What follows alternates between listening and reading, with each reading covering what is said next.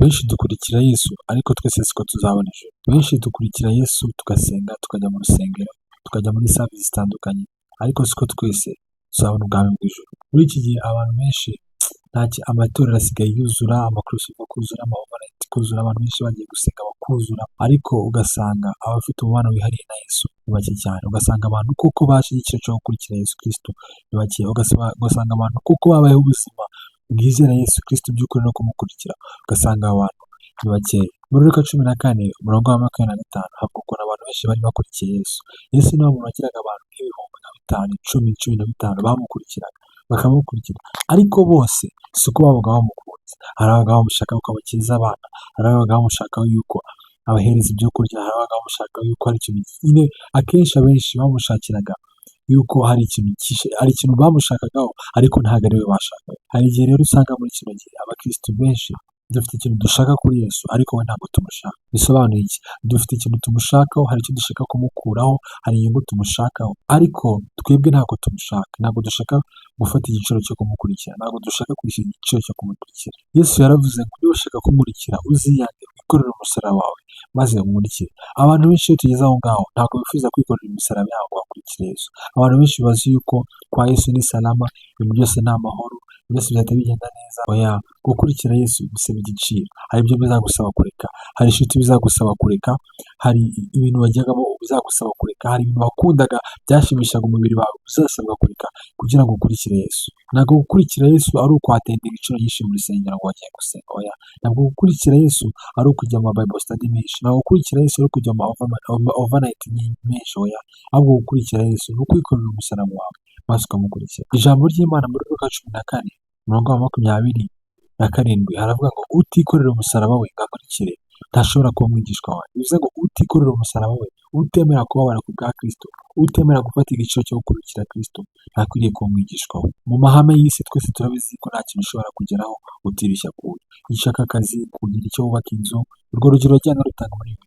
Iyo hari ibyo ushaka kugeraho, hari igiciro bishaka gusaba. Kugira ngo umenyeshe yuko no gukurikira Yesu hari igiciro bizagusaba, hari ikintu bizagusaba gukora, hari ikintu wowe ubwawe bizagusaba kwigomwa mu buzima bwawe kugira ngo ukurikire Yesu. Benshi dutinda gukurikira Yesu kubera ibinezaneza by'isi dushaka kuryoherwa nabyo. Abantu benshi hanze aha ngaha bazi Yesu, baranamukunda pe, ariko ntabwo bashaka kumukurikira kubera ko hari ibintu bibaryoheye, bazi neza ko atari byiza imbere y'Imana. Bafite kubanza kuryoherwamo cyane ngo niba babihaze bazabone bakurikira Yesu. Ariko reka mbabwire, nta cyiza nko gukurikira Yesu. Ibyo byose uzajyamo bizaguha amahoro y'igihe gito, ibyishimo by'igihe gito, ariko ntabwo uzahishurirwa amahoro yuzuye adashira, cyangwa se umunezero wuzuye udashira udakurikiye Yesu Kristo. Ibyo ngibyo byatumye reka gukurikira Yesu iby'igihe gitoya, bizashira igihe kizagera bishire, ariko kuba muri Kristo Yesu, amahoro yo muri Kristo Yesu, umunezero muri Kristo Yesu, ibintu byose bibonekera muri Kristo Yesu ntabwo ari iby'igihe gitoya, ahubwo ari iby'igihe gihoraho. Abantu barongera bakibaza bati se kuki Yesu adusaba kudukurikira? Gukurikira Imana biragoye, biravunanye, ntabwo twazabishobora, ntabwo twazabivamo. Ariko ndagira ngo mubwire ngo na Yesu icyo giciro yaragifashe. Ntabwo Yesu adusaba gukora ikintu atakoze. Byahereye aho yaturemeye. Imana yaturemye muri Edeni, cyangwa se Imana irema umuntu bwa mbere ikamushyira muri Edeni. Yari yaramuremeye kubana nawe kugira ngo tubane n'Imana, tugirane ubusabane nayo. Kubera gucumura kwacu Imana idutandukanya n'Imana, nuko hazaho urupfu n'ibyaha byinjiye mu isi gutyo. Nuko Imana ibona ko iki dukeneye, itanga amategeko ihereza Mose ngo tujye tuyakurikiza. Nabyo biratunanira. Imana igerageza uko ishoboye kose itwigarurire ibiranga. Noneho ihitamo y'ubwayo kuza kubyikorera. Iravuga ngiye kohereza umwana wanjye w'ikinege Yesu Kristo aze adupfire kugira ngo yongere abantu banjye byibuze ndebe ko nakongera nkahura nawe.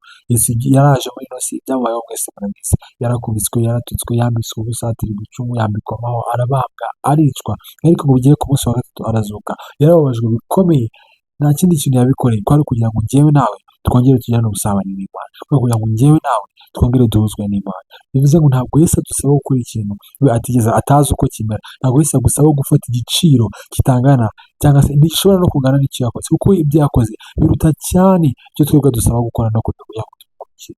Yesu igiciro yatanze kugira ngo atwigarurire ni kinini cyane kuruta icyo twebwe arimo kudusaba cyo kwikorera umusaraba wacu kugira ngo tumukurikire. Ijambo ry'Imana riravuga ngo urengera ubugingo bwe azabubona, ariko utanga ubugingo bwe ku bwanjye azabubona. Uwo ni Yesu wavugaga gutyo. Byakumarira iki kubona ibinezaneza by'isi, kwishimira mu byaha by'isi, ariko amaherezo ukazabura ubugingo buhoraho? Ndakwinginze muvandimwe kugira ngo kano kanya utekereze kabiri, utekereze hanyuma y'ubu buzima haracyari ibyiringiro. Aka kanya ubiboneye icyo gihe cya nyacyo nuko Yesu yakumurikira. Kugira ngo nkubwire ngo Uwiteka aragukeneye mu buzima bwawe, arashaka yuko uzakagukiza, arashaka yuko nyuma y'ubuzima azakubona, ntabwo ashaka kugutakaza. Uriya muriro yeremye ntabwo yawuremeye wowe, ntabwo yawuremeye kugira ngo ariwo uzajya guhiramo, yawuremeye Satani ndetse n'abantu n'abamarayika bigometse ku Mana. Wowe ntabwo yabikuremeye, ariko nutamwumvira, nutakira agakiza k'umuntu yaduhaye, ni ukuri nta kabuza ntabwo bizarangira neza. Ndakwifuriza kwakira Yesu Kristo umwami n'umukiza w'ubugingo bwawe, ukamenya yuko kumukurikira nta gihwanye no kumukurikira. Kubaho ni Kristo, ngo no gupfa ni inyungu ku mukristo wese w'ukuri. Ndakwifuriza guhura na Yesu, ngo aguhindurire ubuzima, abashe kukugira icyaremwe gishya, bagendera mu buntu bwe. Shalom.